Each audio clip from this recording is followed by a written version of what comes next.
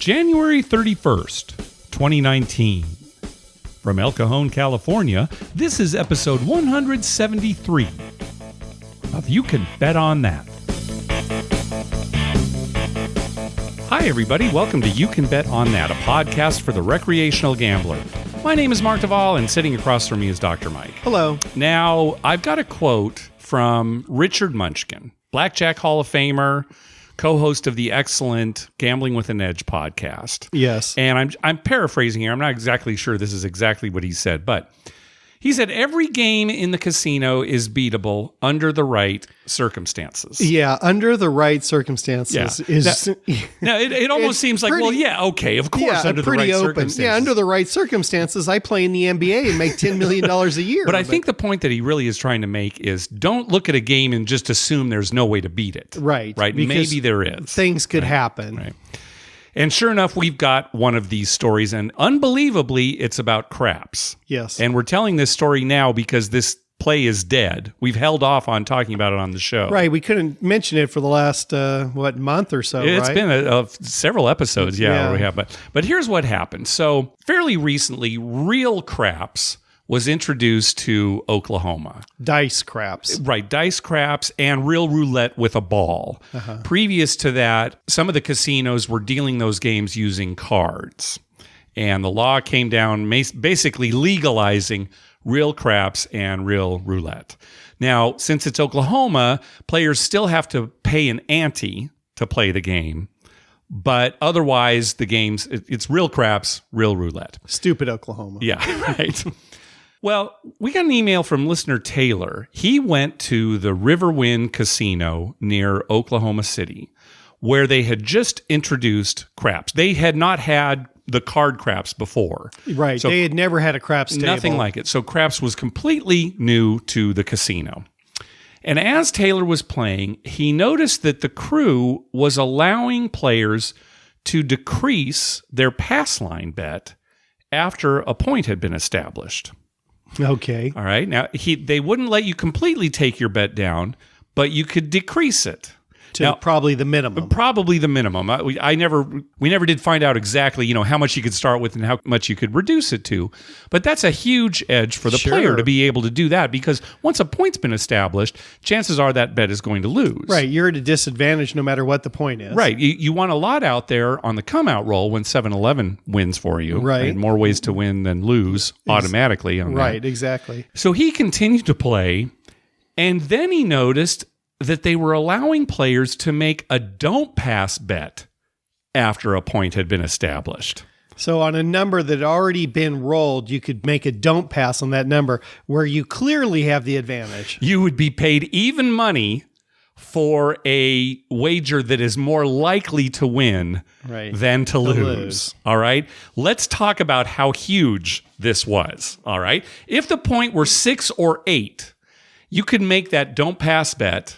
And again, you make the bet, and if a 7 comes up, you'll win. If a 6 comes up, you'll lose. In the case of a 6, even money, right? Even though there are more ways to roll a 7 than a 6. Right. So if the point were 6 or 8, you would have a little over a 9% edge over the house.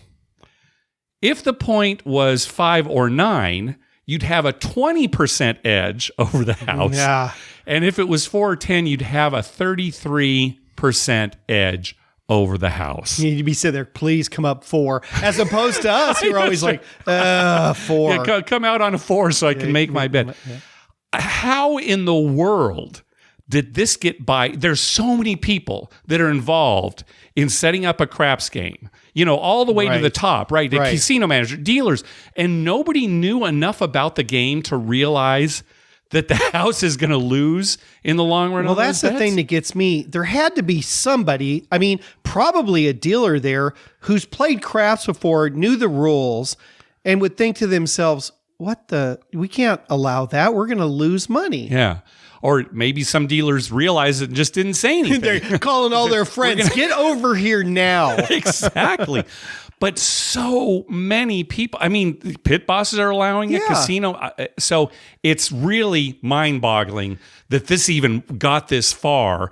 and that Taylor was able to take advantage of it for at least a little while. He let us know this last week that it's over now, right? And they're well. You would think that, like, say, the casino floor boss, who's in charge, table games boss, would be familiar with all the games, right? He would have played craps before. You'd think so. Probably came from some kind of other place, some other job where he worked in a casino, and you'd think that'd be the guy that, like, well, no, we can't do that. That's the thing, was everybody who was working in the casino dealing with craps, were they all completely brand new to the game? I think it's some kind of ruse, Mark. It's some kind of ruse like, well, we'll let them win a lot of money. They'll be hooked here for life. And in the long run, we're going to take all their money. All right. Yeah, it's a loss leader to get them in the door, it's a loss leader. It's like, buy Cheerios and you get, a can of milk with it or something, right? Well, plays are still out there. Advantage plays like that. And I'll tell you, the amazing thing about this play, too, is that you didn't need to have any skill. It went on for a few weeks. Whenever at right. least. No, and you're not pulling anything over on the casino if they let you do it, right? That's right. They're letting you do it. It's not like, you're somehow some sleight of hand or something. I mean, you're just doing what they want you to do, right? This thing was so lucrative. Here's the thing. We talked about, oh my gosh, we should go to Oklahoma. But of course, there's no guarantee that once we got there, it would still be going on, right? And then, we're in Oklahoma and it's like, that's fine. At least we finally get to an Oklahoma casino, but not for the reason. The funny thing is, if I had been there, I would have just bet the table max on the pass line, when we're coming out. Gotcha. And then after the point was made, reduce it to the minimum on the pass line, and then bet the max on and then bet the max on the don't pass. That probably would have caught a lot of attention. I was thinking what I would probably do is maybe $100 at least to start with on the don't pass, and then maybe place the 6 and 8 for like $6 just to kind of cover that. This guy's got an odd system. He wants $100 no 9, and he wants a $6 6 and 8. Now, you still had to pay the ante, which is like $1 on every come out roll. But still, if you're with this edge you have over the house, crazy. I mean, and then maybe you make a 3-way crap bet just in case, right? Anyway, that's gone now. But keep your eyes out, folks. These things, you never know when that's they're going to That's an amazing thing. And it went on for a good month. It went on for a little while. I don't know how much Taylor was able to take advantage of it, but I'm sure there were people who did. Yeah, not just Taylor. And that's why we didn't mention it, because not just Taylor, but who knows who might have come across it, and we didn't want, to give too much away. We wanted it to go, let it go. We wanted the casino to figure it out for themselves. That's right.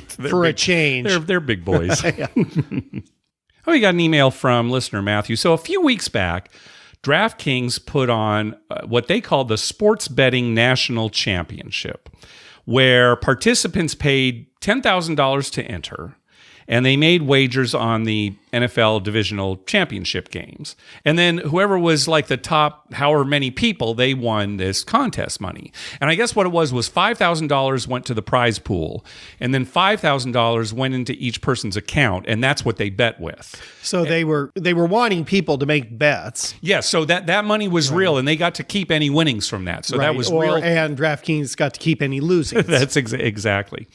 Now, there was a little controversy at the end because the person who had the lead going into the last game of the weekend wasn't able to make wagers on that last game. They hadn't credited his account, or there was some delay. And so the game started, and he couldn't make any bets at that point because the game had already started. So what happened? Well, so he ended up coming in, I can't remember, it was maybe like third place or something like that. And well, that's terrible. It's still, Tim and Eric did a good job talking about it on one of the recent episodes of The Better Life. So go back and listen to that. Listen to that one. I didn't. Yeah. Well, yeah, it's a good idea. I don't really like the name Sports Betting National Championship. Okay. Because they're betting on NFL games. Well, I think this was a first shot at it, but yeah. Yeah, I mean, they should have called it, NFL. Well, maybe they couldn't do that because the NFL. Right. But they should have called it something different, because National Championship, I think that should be like a year-long thing. Well, see, that's the thing. Is where you have to bet so many baseball, so many basketball, so many this, that, categories. Right. And this is actually what Matthew was asking in his email, is what we thought about this kind of thing,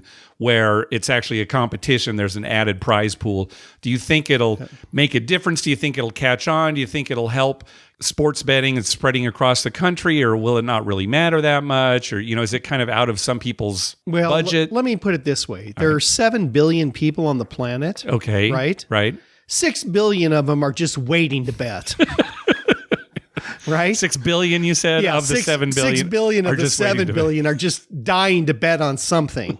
So yeah, I think it'll do just fine if they have that. Yeah, I like your idea of kind of a year-long thing or a whole season, but with stuff like that, there's not the immediacy. It's hard to kind of hype that kind of thing when it's going that long. If it's just over one weekend, like maybe the first round of the NCAA tournament. Right. Something like that, and then a win. Well, but think about this. They could have a national championship for NBA basketball. Mm-hmm. And all season long, you can bet. When you run out of money, you're out. Yeah. And just keep it going all year and then have the playoffs and the championship game be weighted more or something. Yeah, I still think it's just it'd be so long that it might be hard to get excited. Casual people. Yeah, see, that's the thing, right? The more hardcore guy is going to love that. They're going to do stuff like that anyway. So I don't know that it'll really make that much difference. I think that companies will continue to do it, right? Because people will enter. Well, it generates interest. Yeah, right. If anything, it's PR for them. Yeah, it's PR for them. But also, if some guy enters that.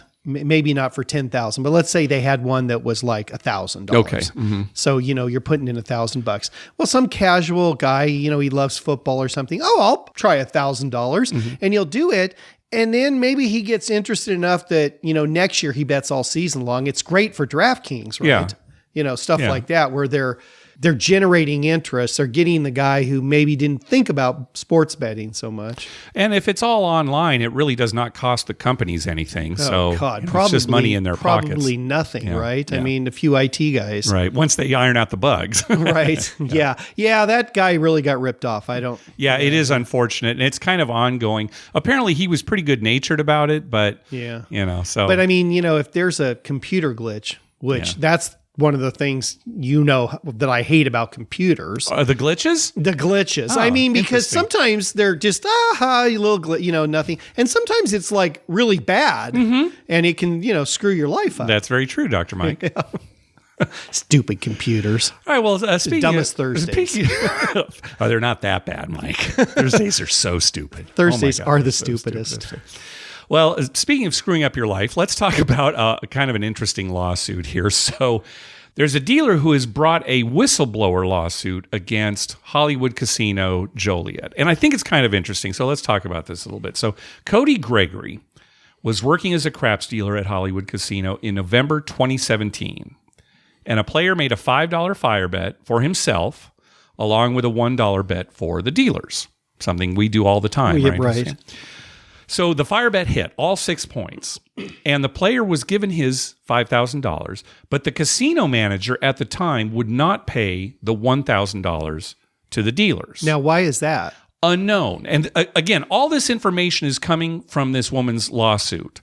So all you out there in podcast land, you're hearing about it from us. Right. We're hearing about it from the media. Right. They're getting it from the lawsuit. And of course, a lawsuit is not going to necessarily be the truth. Right. You're going to put in a lawsuit what you want. Right, exactly. So, I think they call that hearsay. I'm not an attorney. No, I'm not either. I think it's all hearsay. Anyway, so as soon as this happened, as soon as the $1,000 was not given to the dealers, Cody went to the Illinois Gaming Board office at Hollywood Casino. They have an office right there. Right, on her break. On her break to tell them what had happened. That office is staffed by Illinois State Police.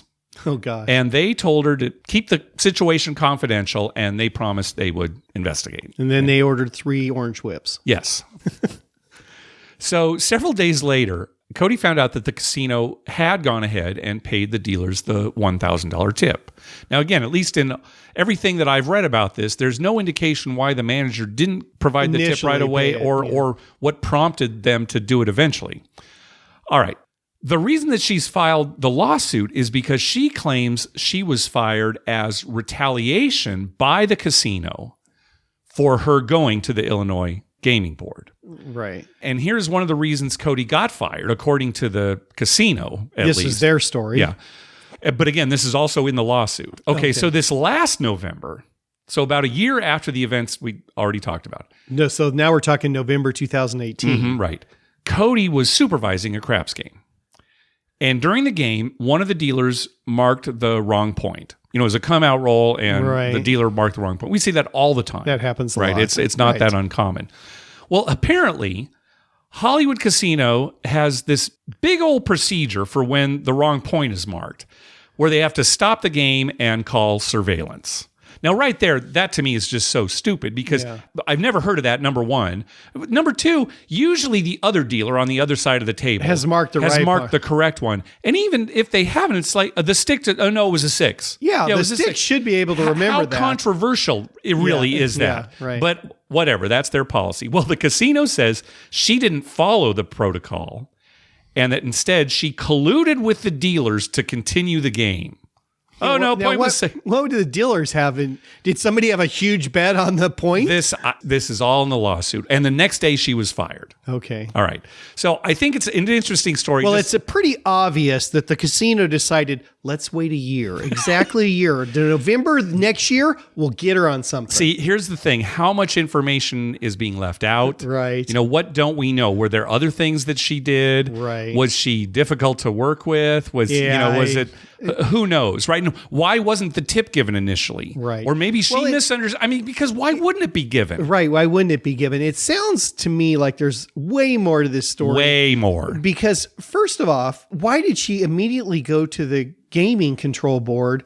Why wouldn't she just go to her supervisor and say, well, why didn't you pay this? Yeah. And if he gives her a good reason, like, oh, that wasn't there initially or something, then investigate it. Why just go to the board? We could speculate all we want. Maybe say, well, we're not going to drop that 1,000. And then she ran away from the table and he continued, because we don't have enough chips right now. We're going to get a fill and then we'll put the 1,000. Right. So who knows what's going on? But you're right. A year later, as retaliation, that seems a little strange. That seems very strange. We'll see if we hear the end of this story or not. And in any workplace related problem, there's always two sides to every story. Yeah. And the truth is probably somewhere in the middle. Mm-hmm. The casino's probably at fault somehow, and she's probably at fault somehow, It's too. very possible. I remember there was a pit boss. I'm not going to mention his name, obviously, but he used to work at Harrah's, and then we saw him out at Hollywood. Right. And he was the kind of guy who he'd come up to us and complain about things that were going on at the casino. He would complain about higher ups at the casino. Yeah, and I'm people thinking, he worked for. how come we don't hear these complaints from other people, right? Maybe, you're at least partially to blame here. Yeah, right. It takes two to tango, and I'm sure in that case, I know that he was difficult. He was a difficult person to work with. Yes, right. yes, yeah. Hey, thanks to everyone who's been clicking through our Amazon link. Remember, whenever you're going to buy something through Amazon, please go to our page first, youcanbetonthat.com, and click through our Amazon link towards the top of the page. All right, let's move on to our voicemail hotline segment. Remember, call our hotline at 951-292-4377. That's 9512-WAGERS. 9512-WAGERS. And maybe we will play your clip on the show. First call is from Adam. Hey guys, this is Adam from Connecticut.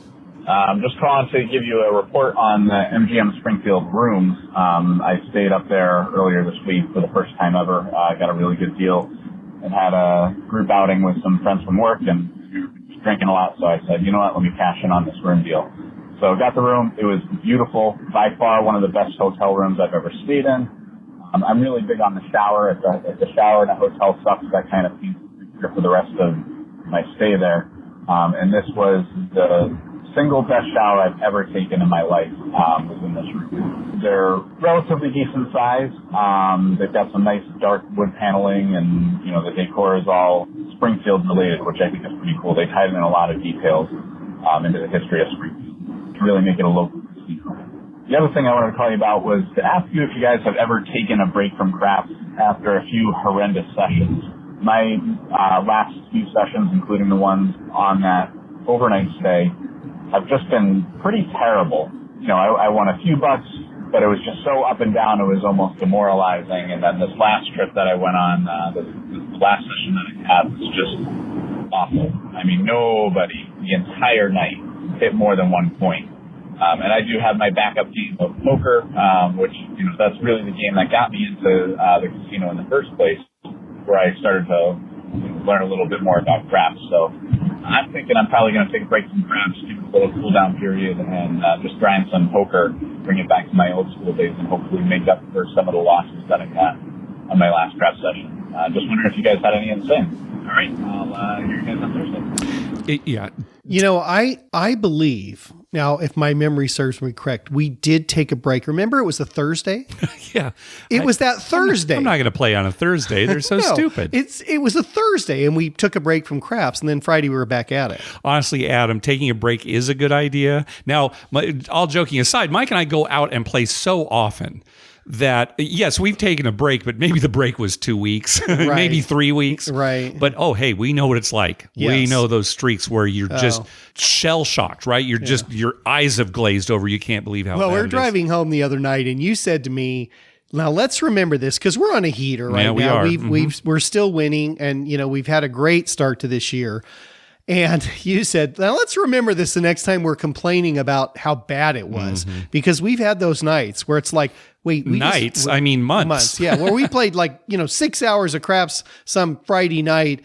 And it's like, did anyone make a second point? I mean, it was like, how in the hell does that happen? It's unbelievable that happens. Well, it's also unbelievable that, we've gone a whole month and not lost. Yeah. So definitely a good idea to take a break. Yes, we've done it. We suggest you do it too, not just for your psyche, but also for your wallet. Right. Save Well, it some gives money, you right? time to recover. Yes. Number one. Yep. And then number two, when you go back, you've kind of forgot about, the losses and everything. And you're probably in a better mood and you're anxious to go again and you're happy instead of like, why am I here? Right. Beating yourself up before you even start. You need to have a good time. And again, taking a break will not change your luck. No. It's really you just- might lose again. Yeah, as sure. soon When as you go come back, or you might win. But so. you probably feel better because you didn't play for a while and your wallet's recovered anyway. Yeah, exactly. I'm glad he mentioned about showers. Oh, yes. Because, Adam, I have the same thing.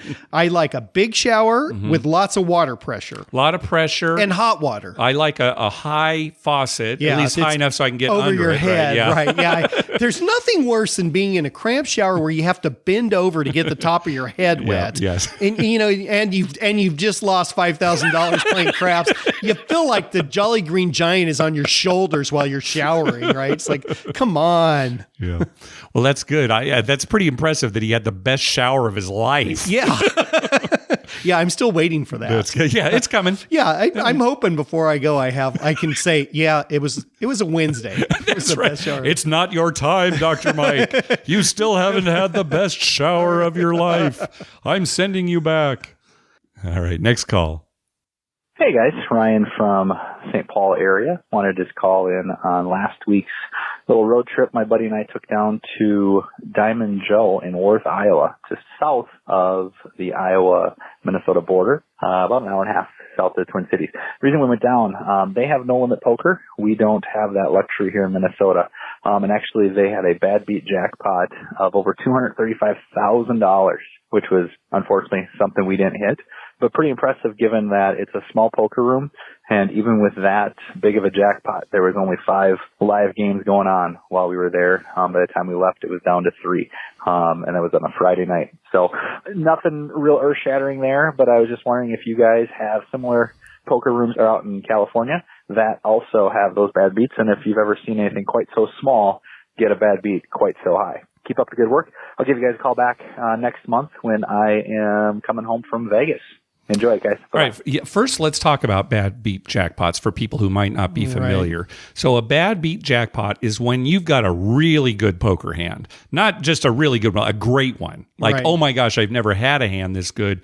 And you lose. Right? Yeah. So, for example, a lot of the bad beat jackpots at the card rooms around here are you have to have a full house, aces full of something, beaten by, say, 4 of a kind or better. Right. And in fact, one of the casinos here, you have to have a full house, aces full of jacks or better. Right. To get So there's beaten. Only a few hands that, So it doesn't come up all that often. Right. Now, I contacted Diamond Joe to see what the bad beat was there. And they said that their bad beat is you have to have 4 of a kind or higher beaten by another 4 of a kind or higher. Yeah, well, that's great. That's crazy, and that's why. So you've got 4 jacks, and some guy gets a straight flush, and you're like, yeah, or more likely it's going to be 2 4 of a kinds, right? Like, against each other, a low 4 of a kind, like 2s or 3s. Yeah. Some guy has 8s or something. Yes. So when you called, just off to the topic here for a second, how'd they answer the phone? I just tweeted them. Oh. Yeah. No, God, I'd love to call it the Diamond Joe Casino. Doesn't that sound great, Diamond Joe? I tweeted him thinking, let's see how good their social media person is. And they got back to me, and I was planning to call if I didn't hear back from them. They said, no, it's 4 of a kind or better beaten. Anyway, that's why the jackpot's so high. I don't know of any card rooms around here where you have to have 4 of a kind. Well, I've never heard in of Texas Hold'em. Right. Now, in other games like Omaha, yes, but just in Texas Hold'em. So that's why it's so Yeah, so I've high. never heard of it being that high. And we've never had, that I know of, jackpots around here that have been that high. No. Yeah. No. Now, I do have kind of a funny story. So years ago, I went out to Barona Poker Room with our friends Mark and John, who have come to our home game before, right? We said, hey, let's go out to the casino and play poker. It was back kind of during the poker boom, right, where you could play online. Let's go out to the room. And they were into that for a while. Yeah, so we went out there and we just played like 3-6 limit Hold'em. We all went to different tables though, because we didn't want to be playing against each other. We thought that. And so Mark, who had never played poker in a card room before, is at a table, and all of a sudden I hear, woo! They hit a bad beat jackpot. Nice. Now, the way that the jackpot is typically paid off is the person whose hand was beaten gets the majority of the jackpot. Right. Say, I don't know, 60% or something like that. 60 or 70%, something like that. The person who beat that hand, they get, like 20%, something like that. And the rest of the table splits 10%. Yeah, so all you have to do is be on a table Right. where this bad beat happens, and you're going to get at least some of it. Right. So Mark was not directly involved in the hand, but he won part of the jackpot, and I've never even been close. No, I've never even seen one. Really? I mean, I've never been on a table and we haven't, or been somewhere and seen it. Yeah, I mean, we I haven't hear spent stories. that much time in poker rooms. No, but not a yeah, lot. Yeah, Not a lot. so, I've had a lot of bad beats on the craps table. Sure, but I don't think you've won a bad beat jackpot. No, it's just been bad beats against me. Yeah, which I get nothing for. We'll have to talk to them about We'll have that. to, see if can we have a bad beat jackpot? Like when I've got a $600 six and it's immediate out, can I get like 200 back? They might do it for you, Dr. Mike. They bend over backwards for you. I'll tell you a funny story real quick. So last night I went out there real quick just to get my free play. Yeah. And there's only one table and it was full. Sure. And one of the players out there, David, who's a friend of ours, he says to me, just have them open another table. And I said, well, they probably don't have enough dealers. It's like a Tuesday night. Yeah. And he's like, no, just ask. They'll do it for you. They'll do it for you. And I thought about it for a second. Then I thought, no, I'm not going to like ask him to open it. He's like, oh, there's some other dealers around. They can just close their tables. You open another table or I am out of here. Yeah, right. All right, next call.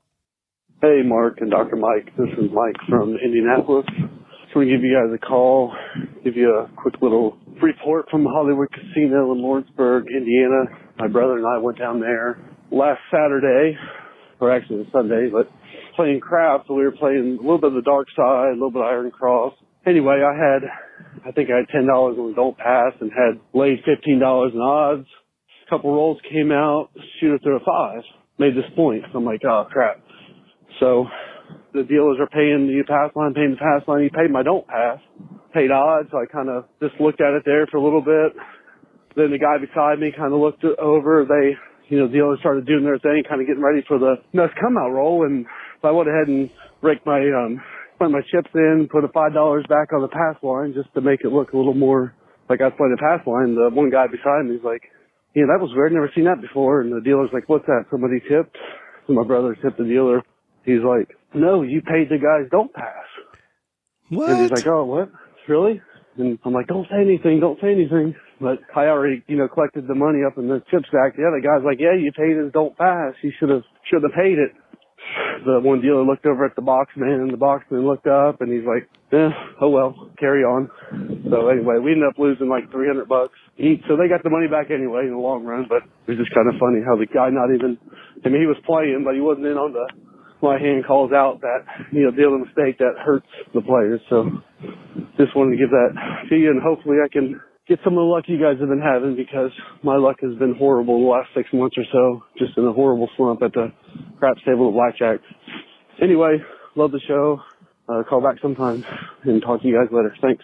Well, good for the boxman for just saying, whatever. Yeah, right. Yeah, it's good for him. That's good. Terrible on the other player. What the? Here. Mike, you deserve a huge winning streak now. For somebody to do that to you, I hope he's on such a heater now. I hope he's got like 2 months of just awesome luck. I think there are 3 kinds of people when we're talking about this situation. The first kind of person will just kind of look, oh, yeah, I saw what happened there. Good for you. Yeah. The other is like, oh, you shouldn't have paid him.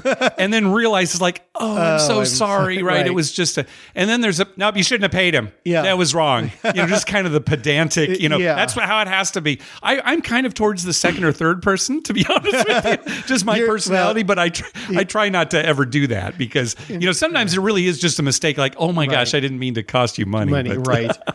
Well, I'll tell you what, though. It's happened to us where we've been paid, or more often than not, where they haven't collected our losing bet. Mm-hmm. Yes. And we just let it sit there for a while. And then, give them a chance. Yeah. Well, yeah. I mean, I never just, grab it real quick and, run away. I just let it sit there. And then after they're already coming out on a new number or something, it's like, oh, I don't need my odds here, I guess. Yeah, right. I'll just pick them up. I'll pick these odds up. Yeah. But God, I would have been fuming. That guy. And thank God the pit boss is smart enough to just, whatever. Yeah, you made a mistake. And you know what? That's going to depend on the casino, though, too, right? Right. If they really sweat the money, the boxman might be sitting there and saying, hey, I'm sorry, we have to go to the eye in the sky or whatever. Yeah, I'm going to lose my job. Right. He might go to the eye in the sky. Yeah. But I'll tell you what. It's good PR, and it's just like Mike said. They get the money in the long run anyway. Yeah, right. So then nobody's happy. You don't have Mike punching the other guy out. Yeah. Because if I'm the box and I'm thinking, well, if my boss says anything, well, I don't want to start a fight. Right. Between these 2 guys. Yeah. We're going to get their money anyway. It's not like they're going to walk away. Right. Yes. We have a big enough house edge since we're not letting people put a don't pass bet after a point's been established. Right. We've got enough of a house edge that we can make up for that mistake. Yeah. And it's Thursday. Yeah. So, we're going to win. Yeah, exactly. Seems to be a running theme on this episode. Hey, how stupid Thursday is. Yeah. You know who's next? Melanie? Yeah, she is. Here she comes. Hey there, Mark and Dr. Mike. This is Melanie from Colorado calling. Really enjoyed your latest podcast. Lots of good gambling stories. I was in Vegas a few weeks ago. I went to Champagne's, which is a dive bar over on Maryland, not in a great part of town, about 2 miles east of, I think, the Venetian. Apparently this place was on Bar Rescue. So go in there, pretty sketchy. Fred wanted to check it out. Saturday night. It's full on karaoke night. Somebody brought their own sax. So they're playing their saxophone as they're singing. It was really good. I played video poker at the bar, ended up cashing out for $900. It was really hard for them to scrounge together $900. They paid me in kind of wrinkled, rumpled $20 bills, fit it into my wallet, and then now I'm just been publicly paid in this place that serves $6 old fashions. Anyway, kind of hung out for a while and then made a dash out the back door for my car, and I was fine. Relayed this story to a friend of mine who works down the street at the Sunrise at Yard. She's like, oh yeah, I took care of a girl that got stabbed in the bathroom. Anyway, no stabbings occurred. It was actually a really good time. Check it out. Doug is the owner, and I went back there another day, and he remembered me. He's like, oh yeah, you took me for $900. I'm like, oh wow. Nice people. You want a non-Dr. Mike divey Vegas experience? Really cool. There's a lot of old Vegas vintage photographs. I think there's gold LeMay on the wall. Anyway, it's a hoot. Go in the daylight. I did the second time. Love your show, guys. Bye. Are we going to Champagne's anytime soon, Mike? Yeah, in the daylight. I like to go in the daylight and watch your back on the way out. That's a good story. That's funny. That's funny about them having a hard time paying the $900. Well, that is a risk when you play those machines at little places like that. You know, I've heard stories of, we don't have the cash on hand to give you right now. Like, what? How long do I have to sit here? So, keep that in mind. Yeah, if you want a real big jackpot, it might be rough. Really rough. That's true. Well, this reminds me of a story. My wife told me that her dad, years ago, there was a tiny little Indian casino not too far from where they lived, along the Mississippi River. Okay. This is the days when it called it a casino, but it was basically a card room. Right. Right. So him and his buddies would get together every morning and play euchre or some card game. And they decided after playing some euchre one morning, they'd go down to this little card room and play. So they went down there, and evidently it was house banked games. Okay. And I don't know exactly what they were playing. My wife doesn't know, but she said there were 5 of them and they each won a couple $100. Okay. So it's like $1,000. And then the next day it closed down. Really? Wow. So he swore for years. Now I don't know the particulars of this, but he swears, and my mother-in-law still swears that they put him out of business. Oh, that's and he so said great it was that- really small, and they won like $1,000 total. The 5 of They them. literally broke the bank. They literally broke the bank. She said it was like someone's living room. It was that big. It was a really small reservation down right on the Mississippi River, and they had a little card room, to Okay. make money. And they got hammered that one morning for $1,000. My gosh. Oh, that's a great story. I'm surprised you've never told me that story. It's funny. I just didn't think about it till just now. When he said, but he's passed away now, but he would say, yeah, I remember we closed down that Indian that's casino. great. You mentioned euchre too. Euchre is a very Midwestern game, very popular in the very, Midwest. A very lot of people probably have never heard of it. Have you ever played it? Oh, yeah, I've played it all the time. I played it a long time ago. Isn't it where Jack is the highest card? Yeah, Isn't that right? Yeah. euchre, Okay, right. so I do remember a little bit of it. They play a lot of euchre and a lot of cribbage. Oh yeah, I played cribbage all as a kid. the guys would get together in the morning down at it's actually the VFW hall, Mm-hmm. but in the morning they just serve coffee and donuts or something, right? Mm-hmm. So there'd be like 20 guys, 4 at a table, all playing either euchre or cribbage or partnering up, Yeah. and giving each other a hard time, Yeah. And so then these 5 guys decide they're going to go down and play at this casino. Let's wipe them out. That's great. All right, next up is Donald. Hey, gentlemen. This is Donald from Northern Virginia once again.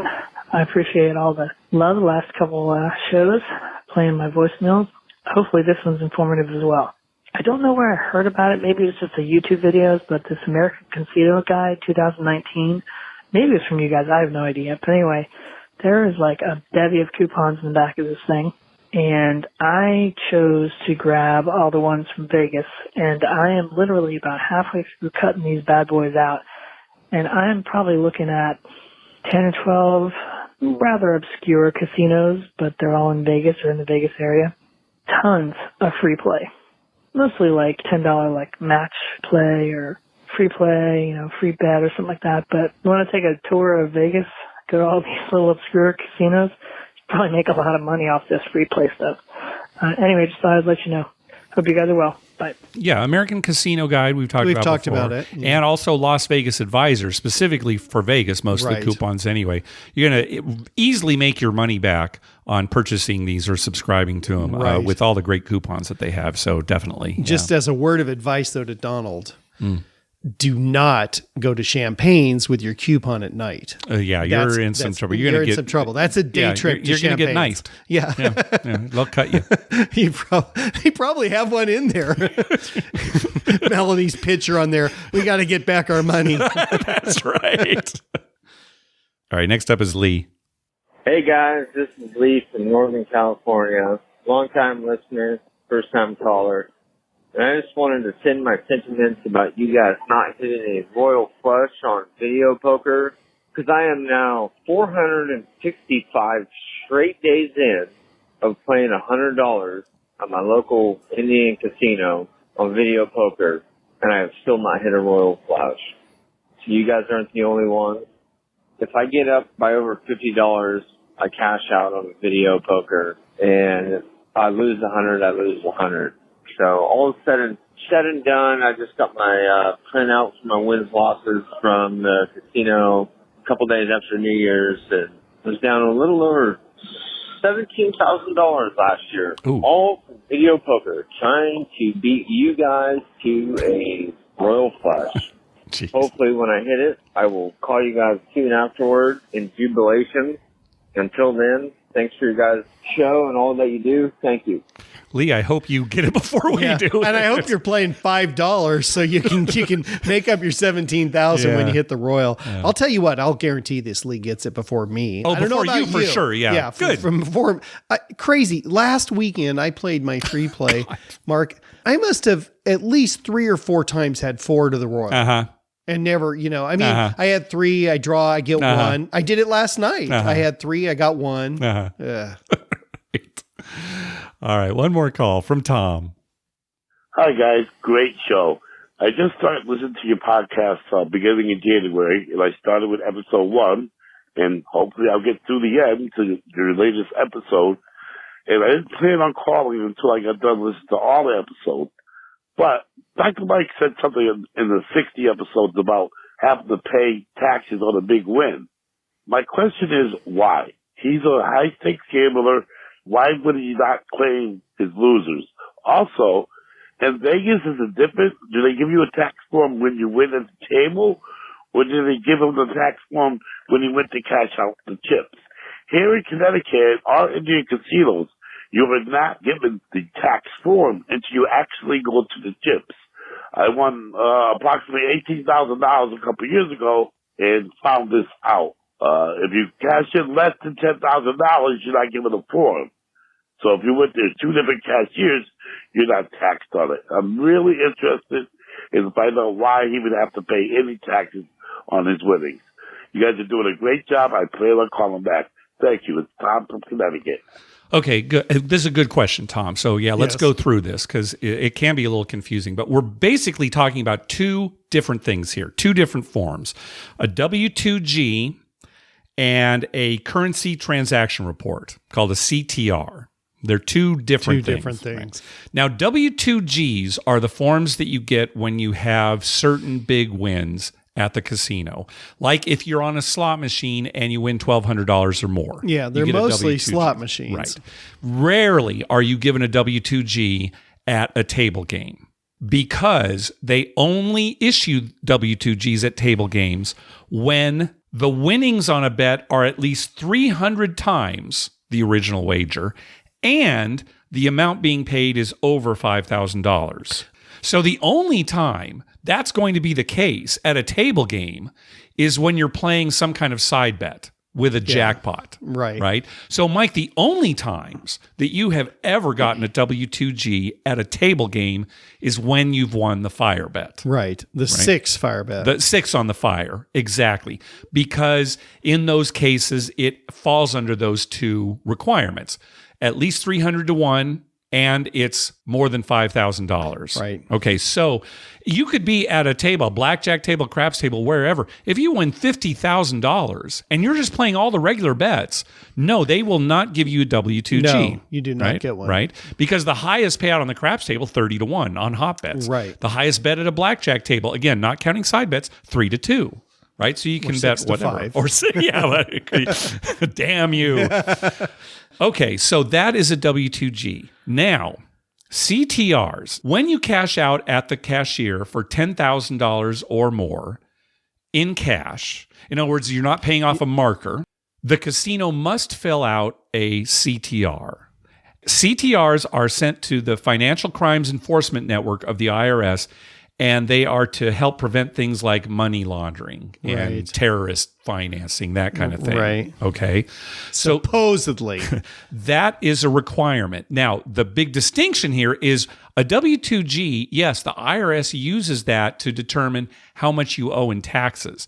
That's not the case for a CTR. No, that has no bearing on your taxes. Right. CTR, even though it's through the IRS, it's just so that they know if some big cash transaction is happening. They're tracking multiple cash transactions. Mm-hmm. And in fact, the casino is supposed to fill out a CTR if you cash in at a table for $10,000 or more in cash. Again, not getting a marker, right? But in cash. So the 2 different things. W-2G at a table, yes, that is taxable income. CTR is just so that they're trying to prevent crime. Now, Mike, when you work very closely with your accountant when you're doing taxes at the end of the year, so everything comes out in the wash. It all gets washed out because the losses offset the wins. Right. At least the last few years, certainly that's been the case. Now, I mean, there might be a year where I win a ton and don't lose that much, and then I do have to declare. But usually I have enough losses to write those big wins off. Let's say one more thing too, because Tom kind of alluded to this. If you were to do something like he suggested, where you've got, say, $18,000 that you need to cash out for, and you decide to go to one cashier and do $9,000 and go to another cashier later within the same day and do another $9,000, that's called structuring, and it's illegal. Right. You're deliberately trying to avoid having a CTR written against you. Yeah. So be very careful with that. It is illegal and it is a federal crime. We always joke on the show about how we're not lawyers and we're not accountants. Right. We really aren't. So, don't take everything that we're saying as gospel. Certainly check with, your professional. And it might matter in where you are in the country too. Yeah. I mean, there's federal laws and then there's state laws and they never jive. Yeah. I mean, that's for sure. One of the things that I find interesting is that they want to monitor this. Well, if you're like you and I and you go a lot, it's not unusual for us to cash out for like 7,000-8,000 one night and the next night cash out for 7,000-8,000. But we bought in for 5. Yeah. See, that's the other thing too. I mean, I didn't win 8,000. I won, 3,000. But remember a few years back, Mike, we were playing at Wynn. I think we were staying at Wynn. And so we played there almost exclusively.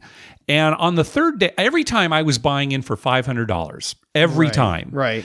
And on the last day, I was buying in for $500. I always gave them my card, of course. And they came around the table and said, Mr. Duvall, we need your Social Security number. Yeah, they want your Social Security number. They've done that to me a million times. And that's what it is.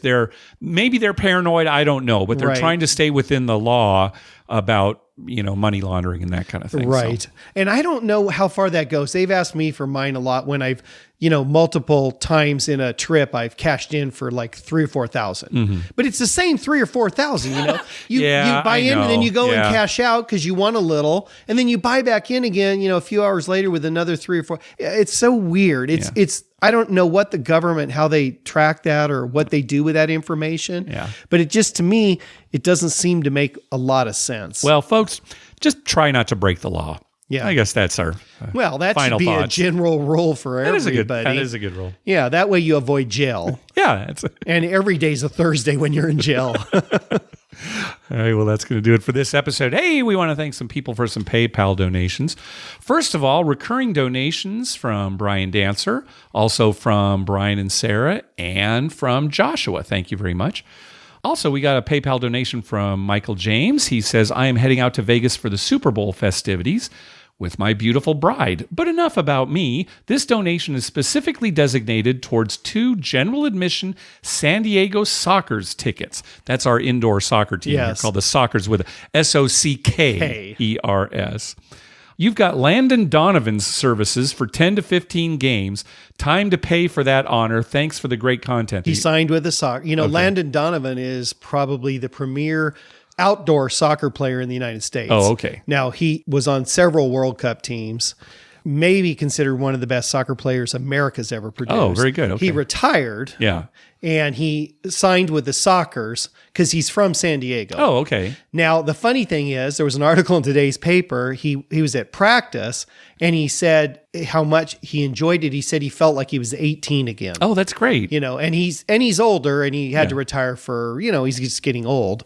And our ex-neighbor, guy who used to live next door to us, is the assistant coach for the Sockers. Oh, okay. Has been for many years. Well, indoor soccer is so much fun because it's a much smaller pitch. Very fast paced. And you can play it off the wall. It's more like hockey. Actually, more paced. Scoring than hockey even. Yeah, way more scoring, yeah. Also, a donation from David. I had a great time playing with you guys 2 weeks ago, and since Dr. Mike wouldn't take repayment for the generous winning bets he made for me, I figure a PayPal donation can't be refused. Hope to play more often with you guys. Oh, so I guess that this PayPal donation specifically goes to you. Yeah, well, I saw David this last weekend when you weren't there. Yeah, David was there, and we were talking. He didn't say he gave a PayPal donation. There you go. Nice surprise. But I made a bet, and it was just good timing, and it hit because he was being so patient. Well, he came up in the middle of a roll, and it was this huge roll, and so he was just he wasn't buying in. No, and we felt bad because he was going to bet the 6 and 8, and these 6s and 8s. Just he had money. He didn't want to throw money on the table, right. so I just took my chips and made bets for him. And then they hit, which was nice. Oh, David, hey, it was my pleasure that those hit. Yeah, that was nice. And finally, a donation from Vinny. He says, "Thanks for everything you guys do." And Vinny is starting up a new podcast here soon that he's going to call 7 Out. Nice. So it's going to be craps related. I hope it's good 7 Out. Yeah, I know, really. Maybe it should be called Pay the Line. Yeah, Pay the Line. Right? It's all, it's 7 out again.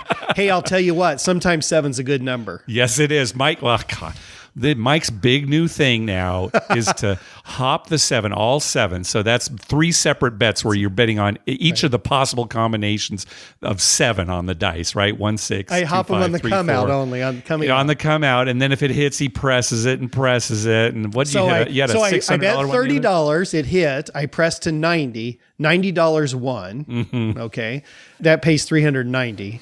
And then I pressed it to 150, and that hit. That pays $650. Yeah. So then, of course, I went to 300. That hit pays $1,300. Mm-hmm. And then what could I do? I went to $600. Right, which is the max, Which right? is the max Yeah. there. Yeah. And 7 came up. $2,600. Fantastic. Mark, I was on such a high. Everyone was like, oh, and then I left it out there because, I can't increase it. Yeah, what can anymore. of course. And then 6 came up. Yeah. So, folks, that's Dr. Mike in a nutshell. I recommend not making this bet, but when you hear a story like that, what can I say? It was so nice. Hey, be sure to check out our TV listings showing all the gambling related shows coming up within the next 2 weeks. We update those listings every Wednesday using a customized program that searches through all the raw American TV data. Just go to youcanbetonthat.com/TV-listings.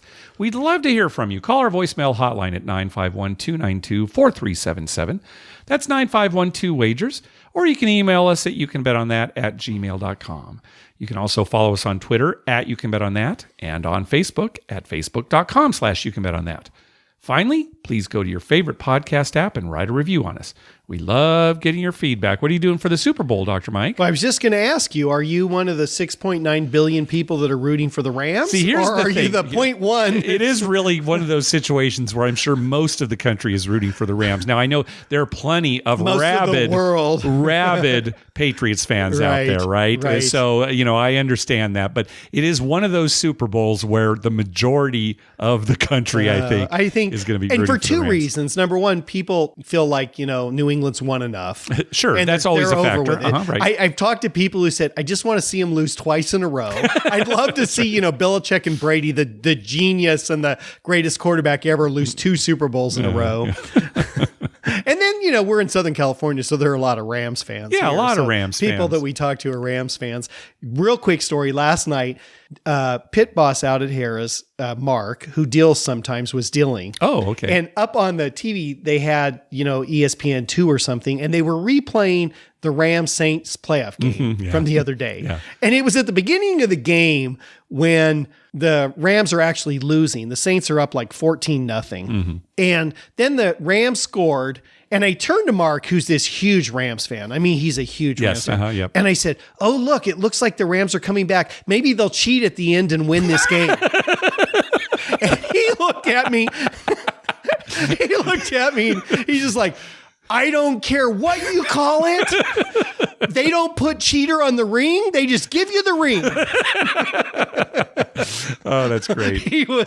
He's been getting so much grief all week from all the other dealers. Because he's such a diehard Rams fan. Yeah. So you can't help but rub it in. Yeah. Like, oh, they shouldn't be there. They don't deserve it. I'll tell you what, so many plays in a football game.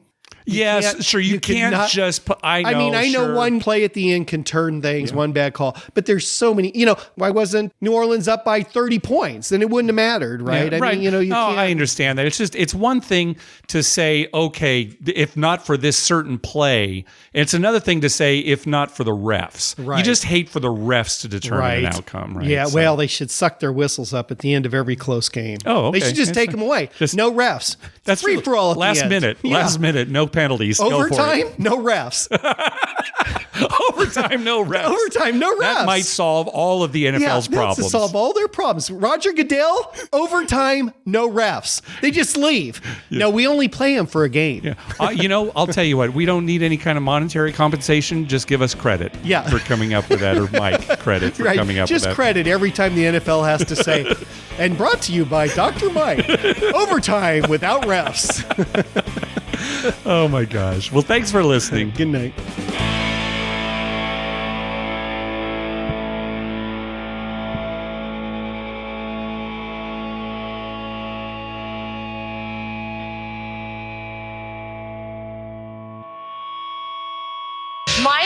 Mark, that was wonderful. I had no idea you were so talented. The audience is going to love you.